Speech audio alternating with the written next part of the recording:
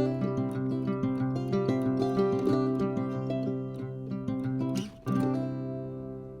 morning, everybody. It's Tom Christie back in the painting studio, and this will be session 2 of painting a common loon palm frond decoy.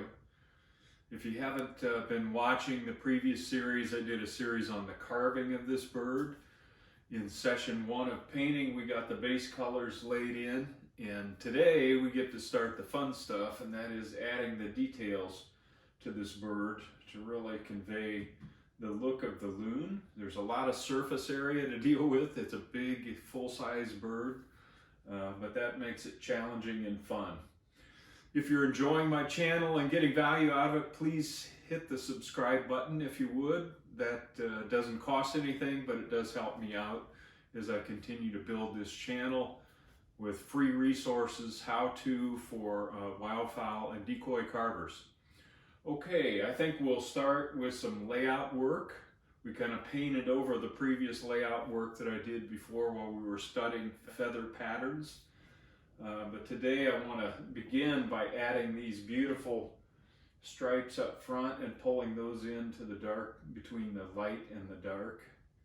And then we'll start laying out these white markings on the various areas of the back, the side pockets, etc. Welcome back. All right, let's look at some reference photos. You can see the stripes fade out as they go to the front of the breast here. And I'm using this picture because it's kind of similar to the position of my decoy. But they definitely pull back in this direction and go from the light breast and get wider as they fade into the side pocket area here. Let's take a look up here. You can see they're not continuous lines, they're kind of groups of feathers, so we want to have a little bit of break up there so they're not just hard stripes. And here's just another close-up that a buddy of mine sent to me because he knew I was doing a loon, and you can see the black kind of feathers into the white. So we're going to want to show a little bit of that as we build these stripes. All right, I've got carbon black on the brush, and I'm going to start up here and just give myself some guidelines. Get a little more water in my brush. These get thin at the neck and then widen out as they go around the corner here.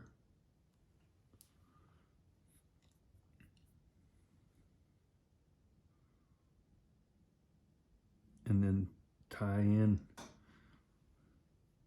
to the dark.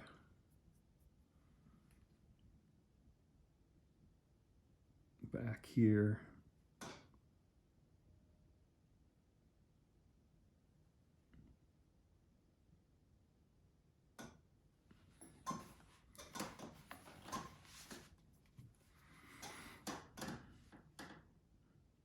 Thin at the neck, and then wider as they go back.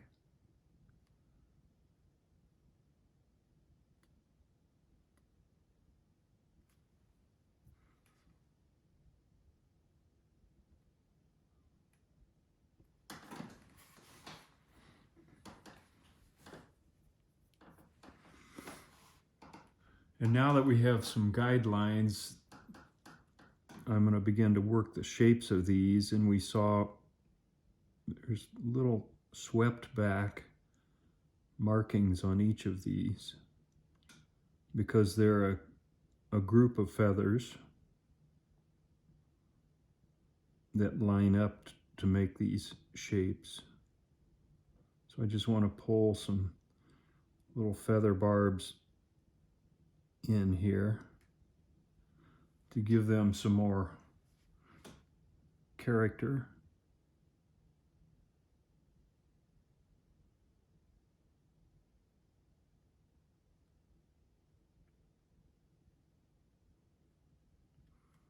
So I'll do that on each of these. And then I'll probably work some white back from this direction, because we don't want this transition here between the dark and the light to be a hard line. So I'll pull some white through those areas as well.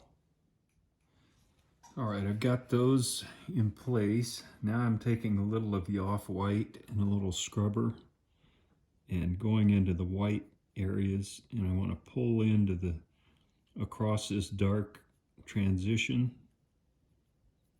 And I'm using a scrubber because I want to fade those out as I go into the side pocket so that we can start a pattern of dots.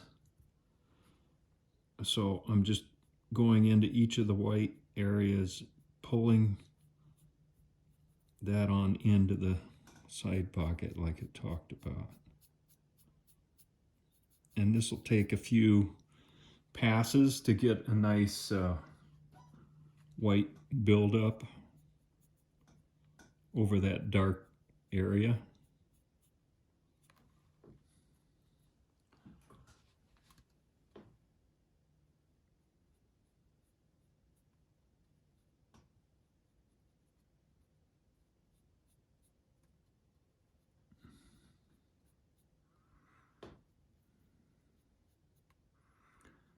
And this is going to kind of get rid of that hard line between the dark brown side pocket and these breast stripes.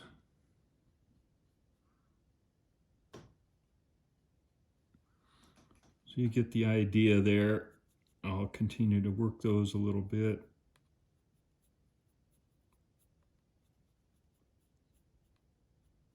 Again, I'm fading them out as we go back here.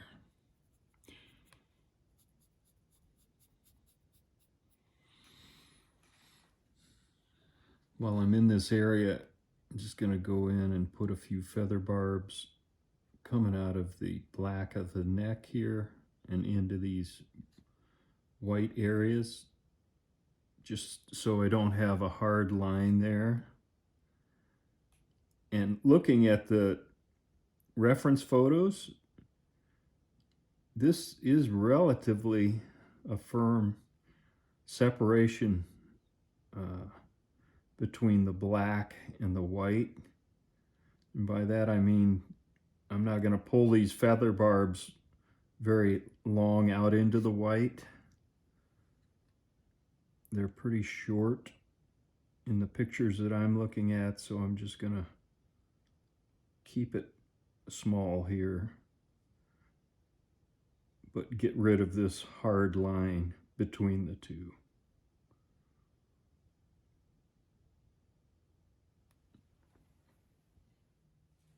Now I'm just taking the detail brush and a little of the off-white and going over those areas, putting in just a few feather barbs as these fade in to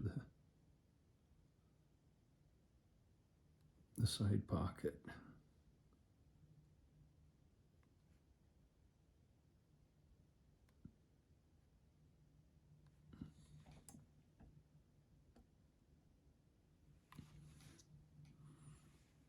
It's just a quick top-down shot for reference. Now I'm going to spend a little time going back to my pattern with my calipers and a chalk pencil and identify where the side pockets should be on both sides. And I'm taking a dimension from the water line up to the top of the side pocket, because the water line is going to be right here on the bird. So going from there up, I've kind of got the side pocket carved in there a little bit, and where it extends back here, and then it goes up to about that elevation on the side and drops down quite a bit. So I'll spend some time with the calipers, with my pattern from a side and also top-down view to make sure I've got my guidelines set, and then we can start working on the side pocket area. All right, I used my pattern to pencil in the side pockets, the scapulars, tertial, and primary feathers, tail feathers. So just the major groups, just to get them kind of scaled up, including the cape area here.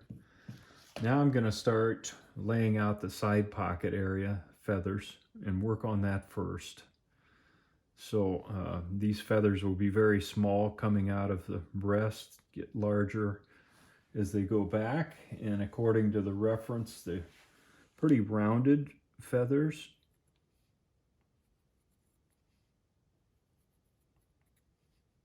So I'll do some layout work here and then come back. All right, I've got the side pocket feather patterns penciled in, and coming out of these black marks, we've got small feathers up here and get gradually a little bit larger as they go back. So now I'm going to take carbon black and I'm going to hit the edges of all of these feathers and blend back into the brown value so that we darken the whole side pocket, but we have some highlighting on the feathers. So let's get started on that, and I can explain it better as we go. All right, I've got a little scrub brush about 1/8 inch wide and angular in shape so that it has kind of a point on it. And I'm going right over my chalk lines with the carbon black to begin with. So we get rid of the chalk, and you can kind of straighten things up as we go here.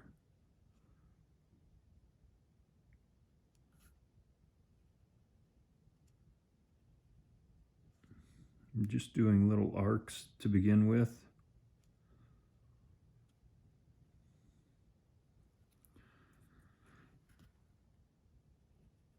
And I've got quite a bit of water on the brush so that the paint flows off the brush. So I'm not dry brushing at this point, just establishing the feather edges.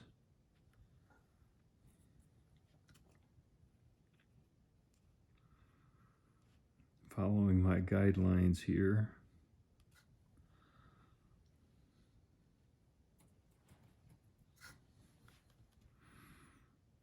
I'll do just a couple more and then we can start blending things.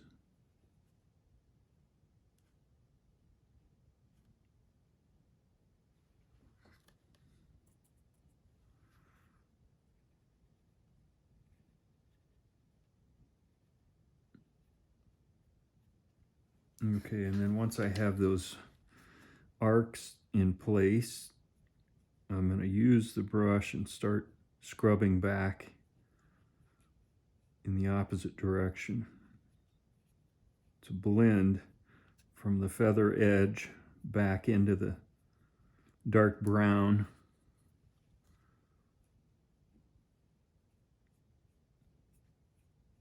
So that we have a blended feather, not just a hard edge line. And this is very repetitive process, so I'll just show some of that to give you the concept, and then I'll get the work done and we can come back and look at the results.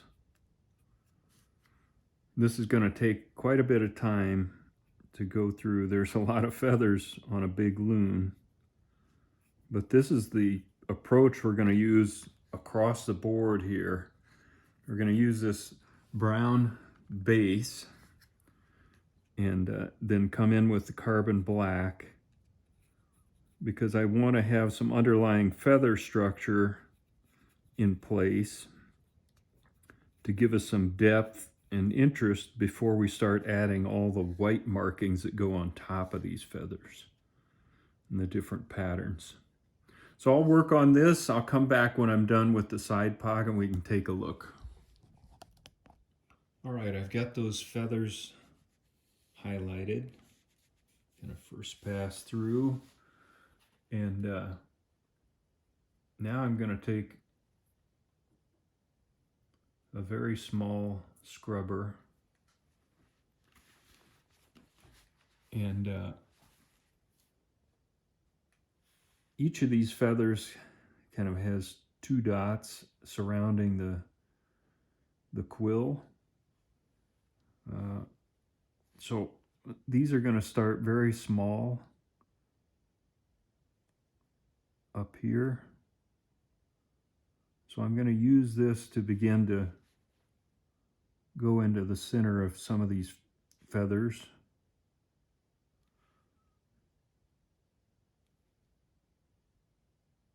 And these dots are going to start very small and gradually get larger and double up here. So some of the larger feathers that are showing, I'm going to put in the 2 dots. The reason I'm using the scrubber is I want to try to create a soft look to these markings and not be just a hard paint line that you might get with a detail brush, at least to begin with, and then we can go back and add to them. So here's a feather. I'm going to put a couple of markings. This one, maybe just 1, because they're overlapping here, so we're trying to go for a very random spacing to these. So we don't want them to look too patterned, but some of these larger feathers, the 2 dots begin to show up.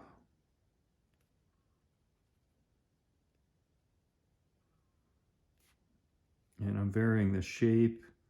They're kind of circular, oblong from the reference I'm looking at.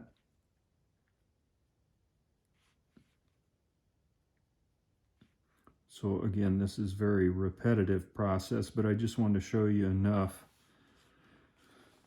And as I get back to the ones back here, the dots will get a little larger as we go. So I'll come back when I do a first pass and let you look at that. Now I'm just taking some off-white and going along this edge and pulling in some feather barbs up and into the darker side pocket value.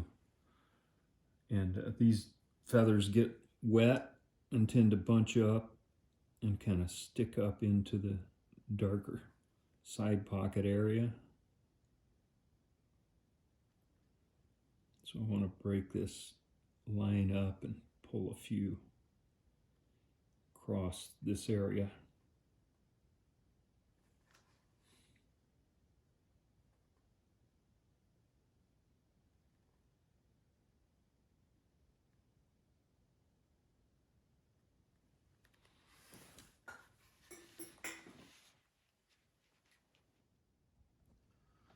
Couple more little details. I've taken my little scrubber with burnt umber on it, and I'm just scrubbing around the perimeter of these white dots and kind of shaping them up a little bit, and also softening the edges so they have a soft look to them.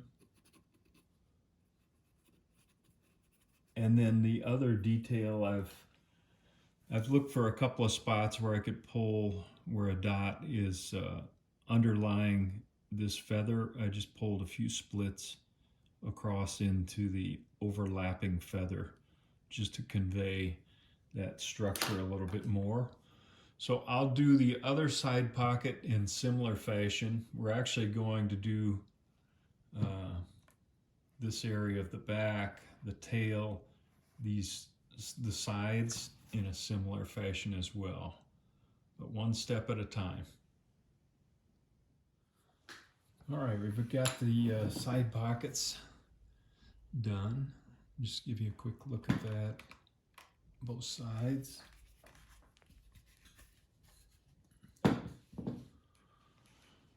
You can see I put a few splits in with the this color through the black to complement the white splits as well. Now we want to work on this same type of feather pattern going back on the side of the rump and back to the tail. So I'm going to use the chalk pencil again. Maybe I can do that right here and just show you a portion of that. I'm going to pull some of these feathers into the white. These are relatively small feathers back here, but we're going to continue this dot pattern.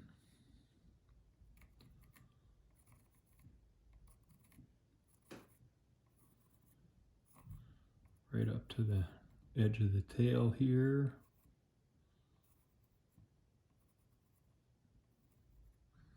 I'm just kind of free-handing this, keep some randomness to it. And then as we get to the tail coverts here, I'm going to pull those back in this direction.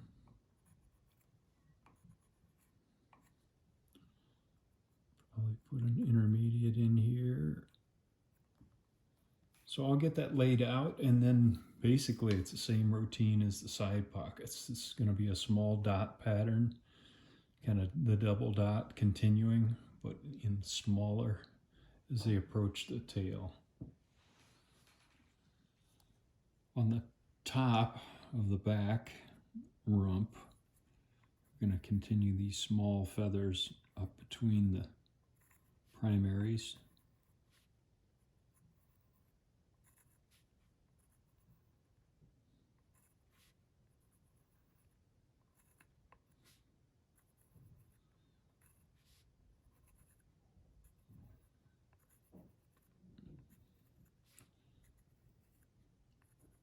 And then they kind of wrap under some overlying feathers in this position. So I'm going to run them up to there and stop that pattern. And these will start kind of the arc patterns of the more square markings or rectangular markings of the back. So I've got those laid out. And I'm going to do the same thing with the black. Start with the black and then shade those in and then hit it with the dots. So I've got carbon black on my little scrubber, and again I'm going to go in and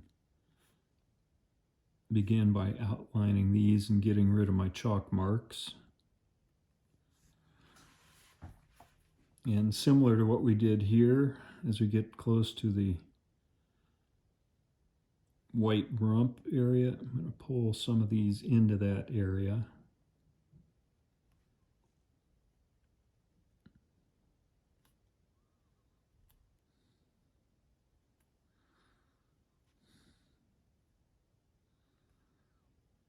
And then once I get those outlined, I'll begin shading all these feathers. Again, leaving some brown at the base of the feather, but dark on the outside and shaded into the brown on the inside.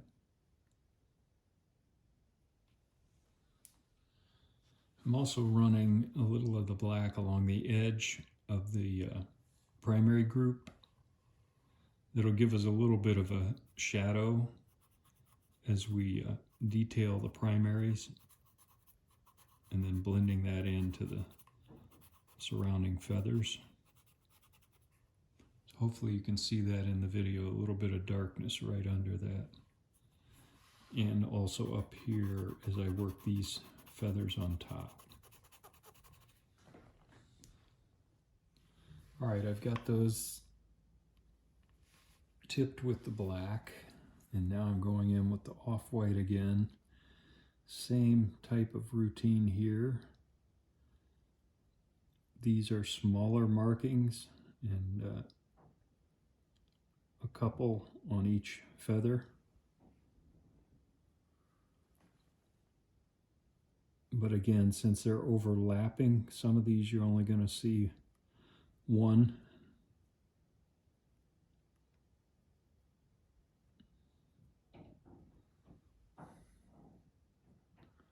You can see I'm making these a little smaller dots. And again, I've got my little scrubber.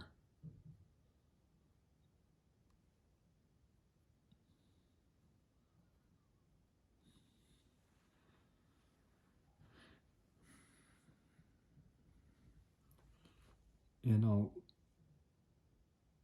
keep working these until they look nice and soft.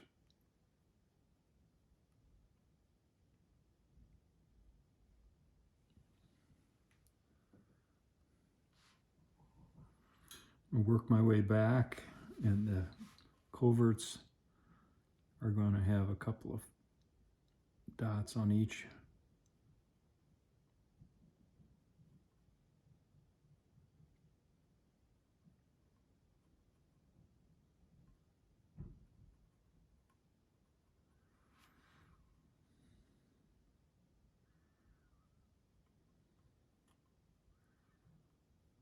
Some of these I'm only showing the one dot. So I'll work that around this entire rump area, then come back and show you the result. I've got the off-white, and again I'm going to pull a few feather barbs up into this darker area from down below.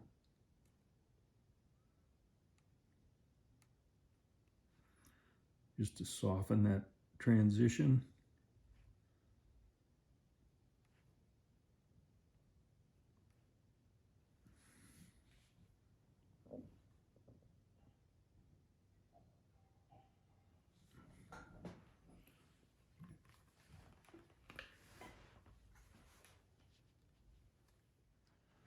So a quick look at where we stand, and I'll spend more time rounding these dots, softening them,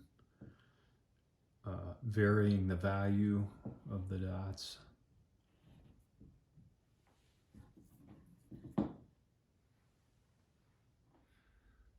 All right, I think that's a good place to stop on session 2. We've got most of the dotted areas finished. The next time we'll really work on the cape area, the scapulars, the tertials, and get the primaries and tail feathers laid in. Until then, Tom Christie signing out. Good carving to you.